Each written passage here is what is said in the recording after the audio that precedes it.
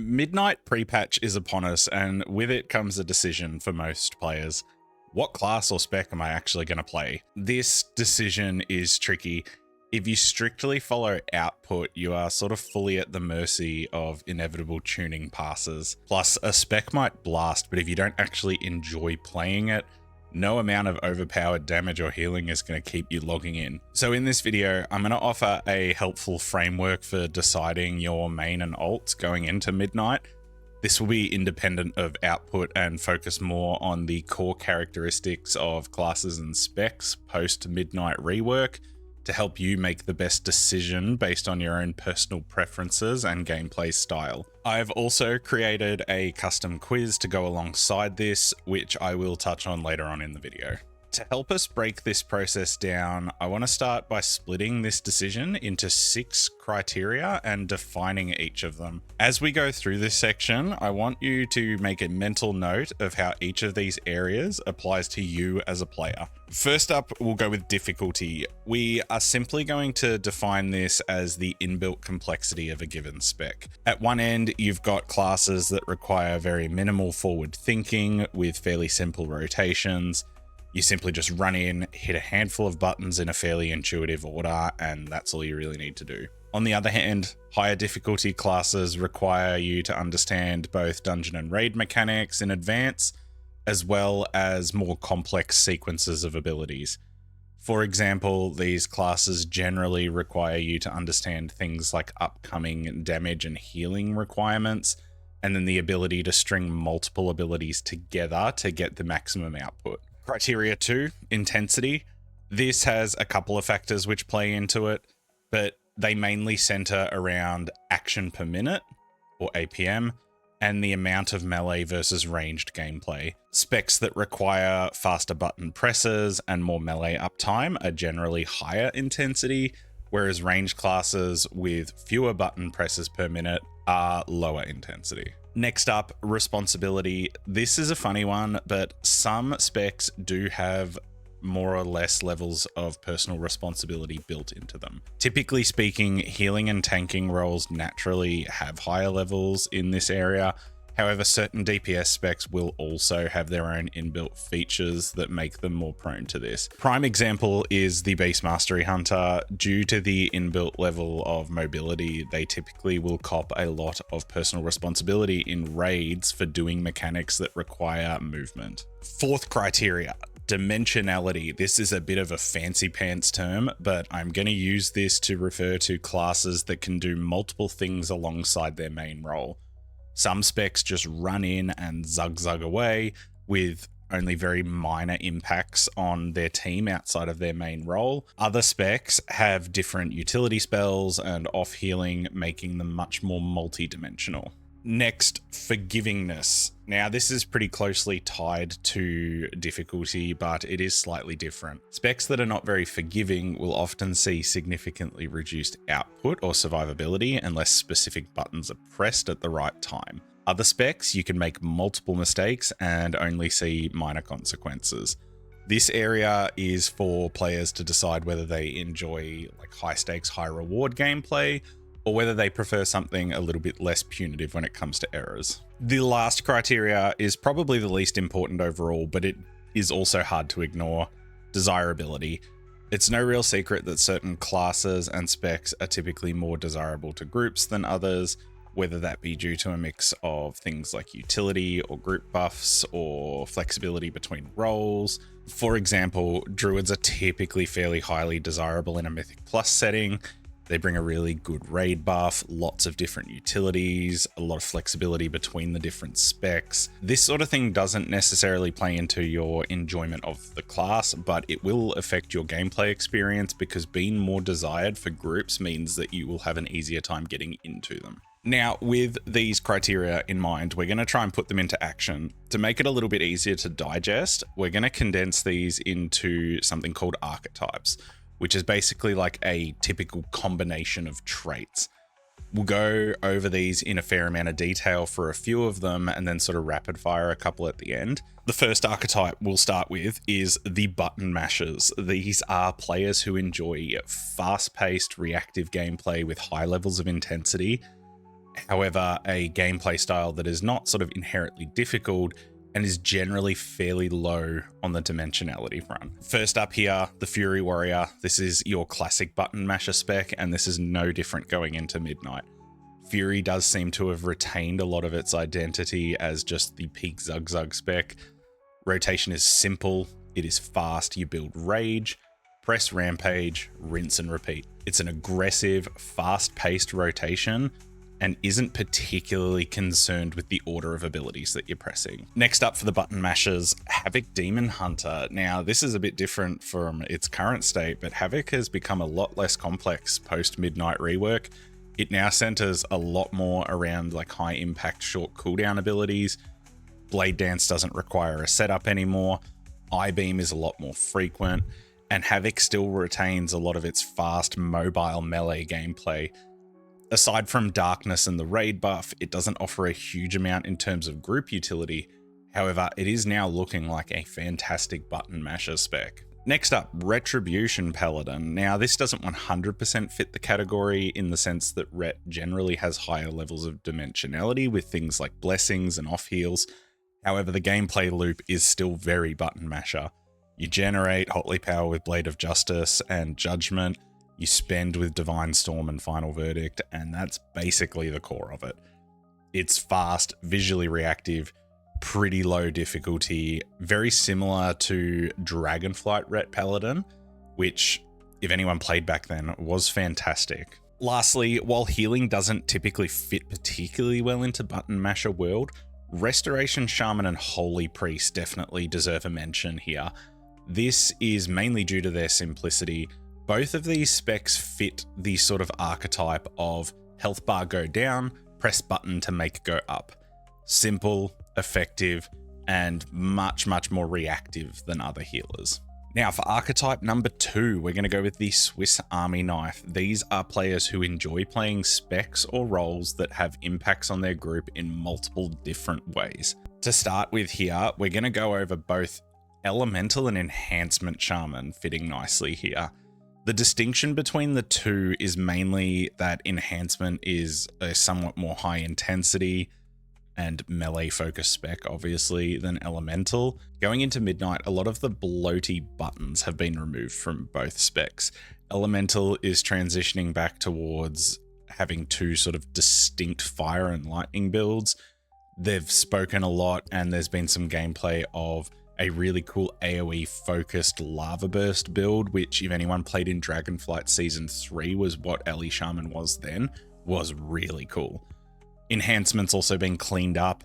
The filler loop is now sort of Storm Strike into Lava Lash, and Voltaic Blaze automatically spreading flame shocks is a huge quality of life change. Both, however, have excellent group utility for the Swiss Army Knife enjoyer. You've got things like Bloodlust, various different totems, off healing, a really good raid buff. Elemental fits the role more of the turrety bursty caster, whereas Enhancement is closer to a button masher sort of style, but both of them are great from a Swiss Army Knife sort of point of view. Next up, Balanced Druid. Balanced Druid is playing very similarly to how it is at the current time. In Mythic Plus though, in particular, Solar Beam as an AoE silence is still probably the best utility spell in the game, bar none. Mark of the Wild is a really solid group buff. It brings things like Battle Res, Typhoon, Vortex, Incap Roar. There's others as well. It fits perfectly into the Swiss Army Knife role. And alongside this, because it's able to easily do most of its rotation on the move from ranged, it's really easy for the Swiss Army Knife enjoyer to be able to spot opportunities to use different utility spells. The last spec for people who sort of identify in this area is the Protection Paladin. Protection Paladin is by far the tank that fits this vibe the most. It is losing a lot of its annoying maintenance buffs going into Midnight, becoming much more passively tanky, but alongside this, it's keeping its basically unparalleled levels of group support. Things like Sack, Bop, Freedom, Word of Glory, Spell Ward, Avenger's Shield kicking everything. Of all the tanks, Prot Paladin is so good for being able to impact groups in many different ways outside of its usual tanking role. Alongside this, it's not going to feel like paper anymore, so gone are the days where Prop Paladin is just going to randomly fall over. Archetype number 3, the Tired Dads. This archetype is for people who just want comfortable, reliable specs. Generally lower intensity rotations that don't punish small mistakes too hard. Perfect for people who just want to log in, chill, and still perform pretty well. First up here, Guardian Druid. Now, of all the tank specs, Guardian Druid is the Tired Dad archetype in a nutshell. Very little setup is required. The gameplay loop is just generally fairly simple, involving maintaining Iron Fur and swiping away at enemies. Very good self-sustain, decent mob control. Very easy to just get into. It does have higher responsibility simply due to being a tank really, but it definitely fits the Tired Dad area the best out of every tank by a long margin. Next, a surprising one, the Arcane Mage. Now, Arcane has gone from being one of the most complicated specs in the game in the past to now probably one of the easiest. The gameplay loop has been drastically changed going into Midnight. It is now a sort of straightforward builder spender, building up arcane charges and then dumping with arcane barrage when you've got enough of them. It's not a spec that needs you to micromanage things anymore, which is the polar opposite of what it used to be. This makes for a very forgiving spec and a very good spec for people who just want to be a Tired Dad, I suppose. Even if you're not a dad, you can still fit the archetype, right? Some people are saying that Arcane Mage is probably a little bit too simple now, but if anyone has been thinking about trying Arcane Mage and has sort of felt daunted by it in the past, now is by far the best time to give it a go. And then lastly, Beast Mastery Hunter. Now, if Beast Mastery wasn't mentioned in the Tired Dad section, I think I would have copped a barrage. The rotation is still extremely simple and consistent. You send in your pets, press kill command, and fill with Cobra Shot. Similar to now, Beast Mastery is perfect for the Tired Dad archetype because it can do its full rotation while moving, basically meaning that you never lose any uptime from mobility. You can have some responsibility spikes, as I mentioned earlier, particularly in raid environments where there's mechanics that require mobile specs, but outside of this, it is very much just a kickback and chill style of gameplay. Now, to prevent the video from spiraling into a 30-minute long rant about 20 different archetypes, we'll just rapid fire a couple from now. What I want you to think about though from this is try to give a bit of a definition of yourself as a player and then think about the criteria and how they relate to that. You might find yourself fitting into one of these predefined archetypes, but you also might find yourself only identifying with portions of each. So this is less of a you should pick this style video and more of a this is how you should think about picking your class and spec style video. Rapid fire. We'll go first up with the chess player. Now, this is where you have players that like specs that are more into the high complexity realm. The chess player is the type of person who likes complex gameplay mechanics and gameplay that rewards class and dungeon knowledge over anything else. Blizzard has simplified a lot of things going into Midnight, but quite a few specs still fit into this category well. Your ramp style healers, so Pres Evoker, Discipline Priest, and Restoration Druid still fit nicely into this, mainly due to the fact that they can't just heal on demand. There needs to be a setup period prior to pumping out a lot of heals, which means that much more dungeon knowledge and also class knowledge in terms of sequencing of abilities is required. Outlaw Rogue is really, really good for this sort of chess player archetype. It has been simplified and slowed down a little bit from what it has been in the past. However, it is still maintaining that sort of tempo style gameplay with Roll the Bones. Lastly, Demo Warlock is good for this section as well. It has always been a ramp sort of style DPS, and the Midnight changes are pretty much keeping that identity, just making it a little bit more smoother. Next, rapid fire, Bossman. This is perfect for tanks mainly who enjoy like the high responsibility roles. However, healing specs also fit well in here, and certain DPS do tend to lean towards this sort of style of gameplay. As I mentioned earlier, Beast Mastery and Marksmanship Hunters are really good for this sort of archetype. Augmentation Evoker is also another good one. Typically, any spec from a DPS point of view that is able to do most of their things on the move and sort of observe from a good vantage point in the background will lean more towards this high responsibility leadership style role. And then obviously tanks, because, you know, the tanks are the leaders of the dungeon for the most part. And then lastly, the risk taker. So this is the role for people who like their high stakes gameplay. Mages and rogues are always going to fit nicely into this from a defensive point of view, as both of them are like very sturdy, but only if they press the correct buttons at the right time. Devastation Evoker is also good for this as well. The rework into Midnight means that there is going to be a lot more deep breaths going out. So Dev Evokers are going to be sort of flicking in and out of melee quite a lot. Also, the defensives that Dev Evoker has are similar to mages and rogues. They're only good if they're pressed at the right times. Now, to complement all of this, I've also created a quiz on my new website, which I am going to make open to everyone upon the release of this video. If you follow the link in the pinned comment, go to the quizzes at the top and then select the class quiz.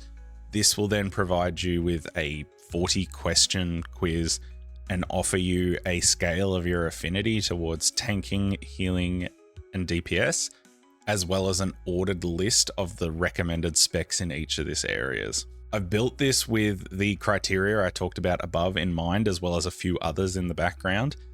Give it a whirl and let me know in the comments what spec the quiz gave to you as a recommendation.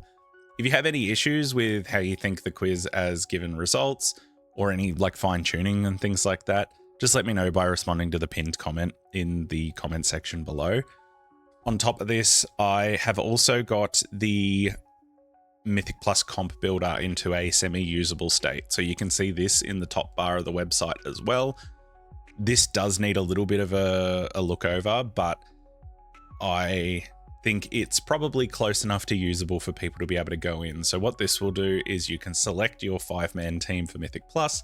It will show you what utility you do have, what utility is missing, what raid buffs are present, and then what the damage profile, whether that be sort of more single target priority focused or AoE focused, as well as the overall tankiness of the group. Give it a whirl, still in its infancy. I apologize in advance, the website is very, very ugly at the moment, but I'm not a web designer and I just wanted to get it into a somewhat usable state, because going into 2026, I want to spend a lot of time building and creating resources for people to be able to use on this website. Go check it out. Let me know what you think in the comments below. Otherwise, thank you for tuning in. Drop a like and sub if you enjoyed the video. It really helps me out, helps the channel, all that sort of jazz. Otherwise, much love everyone. Until next time, take care.